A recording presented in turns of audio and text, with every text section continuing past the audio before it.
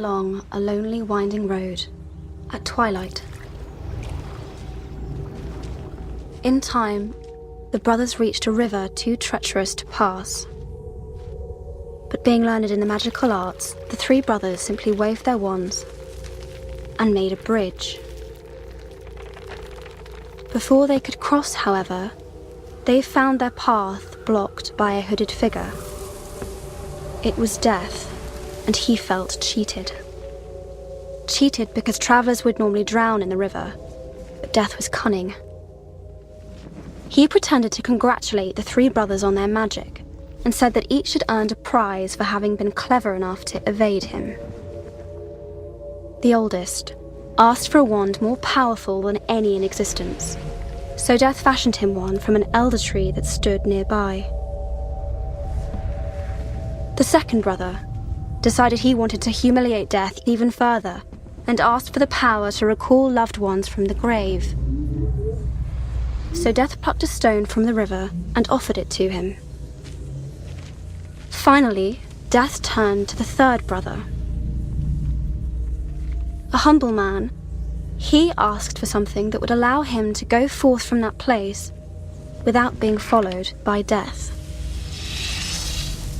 And so it was that Death reluctantly handed over his own cloak of invisibility. The first brother travelled to a distant village, where with the elder wand in hand, he killed a wizard with whom he had once quarrelled. Drunk with the power that the elder wand had given him, he bragged of his invincibility. But that night, another wizard stole the wand and slit the brother's throat for good measure. And so Death took the first brother for his own. The second brother journeyed to his home, where he took the stone and turned it thrice in hand. To his delight, the girl he had once hoped to marry before her untimely death appeared before him. Yet soon she turned sad and cold, for she did not belong in the mortal world. Driven mad with hopeless longing, the second brother killed himself so as to join her. And so Death took the second brother. As for the third brother, Death searched for many years but was never able to find him. Only when he attained a great age did the youngest brother shed the cloak of invisibility and give it to his son.